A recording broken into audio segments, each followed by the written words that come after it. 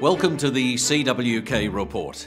I'm Steve Liebman. Thanks for joining us. Let's talk now with Chris Hagan. Chris is Senior Advisor and co-founder of Coalworks. He's founded 4 public listed companies and previously acted as CEO of Allegiance Mining NL, which discovered Tasmania's largest nickel mine. He's also an experienced corporate lawyer and mining executive. Chris, thank you for joining us. I'm sure there are people who are watching us today who are saying, what is clean energy? 20 years ago, clean energy meant something slightly different. Coal projects, power station projects employed technologies where they reduced pollutants such as sulphur and nitrous oxides. As we went forward, the carbon emissions became a major focus. Technologies moved ahead, and the separation of carbon dioxide during these coal processes became a problem that had to be solved. And a number of plants around the world were then built which separated the carbon dioxide, and one plant in particular in the US actually has been sequestrating this carbon dioxide by piping it to Alberta and sequestrating the CO2 in depleted oil fields.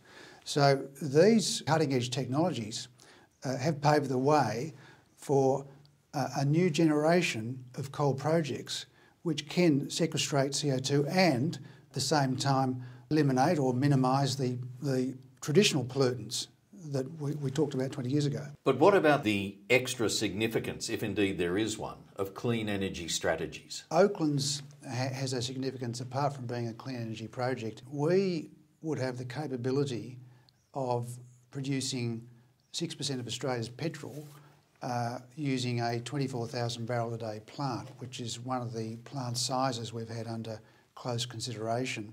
If you look at it in terms of Australia's energy reserves, let's look at oil.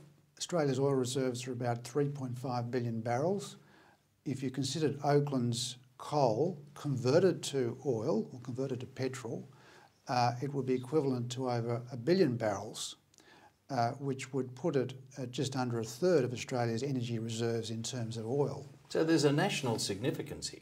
That's right. And if Oakland's produced 6% of Australia's petrol, that increases our fuel security for Australia in that we don't have to import that from overseas as we are doing now. Chris, what do you say, the government's carbon tax strategy, what impact is that going to have on Oakland's? With Oakland's, when we develop it, we'll be producing petrol, and as part of the process there will be carbon dioxide emissions from that which would be taxed unless we can sequestrate the CO2, in other words store it in a safe way.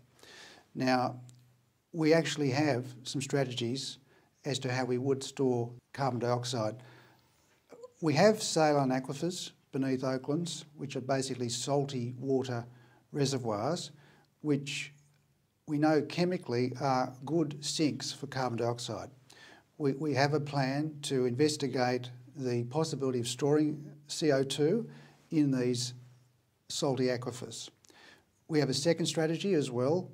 It's well known that carbon dioxide can be sequestrated using algae, and what happens is that CO2 is used to grow algae, and algae can be used for fuels.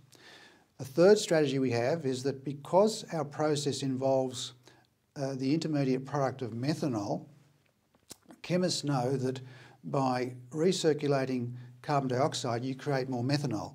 So this gives us a possibility that in the actual design of the plant we may have a circuit where we can recycle CO2 back into making more methanol, which goes back into petrol. Were you disappointed the assistance package that the government announced when it announced its carbon tax strategy didn't offer the coal industry the same sort of support it offered other industries? I was disappointed in this way. I'm looking not for direct assistance, I'm looking for what governments naturally should do. And what I mean by that is that if government is trying to encourage us to move to a clean energy economy, they should provide infrastructure to facilitate that. And a good example is this. In North America and Dakota, the Dakota Gasification Company gasifies coal into various products such as gas. They separate the CO2 and pipe that CO2 to Alberta. Now, one obvious infrastructure is the pipeline between the coal plant and the sequestration site. So I would think governments should provide pipeline infrastructure from projects in Australia to sequestration sites. Now that would be a natural assistance that the government should provide. Because some people would say, what future does the coal industry have in Australia in light of recent developments? It has to change. The coal industry has to change to meet the current carbon tax regime. That indeed is the whole basis for it. And I think that there are existing technologies, as I've explained, that can provide the way. And Coalworks, as a company, is prepared to change, is changing, and can continue to change? We have had that strategy of change since we were incorporated in 2005.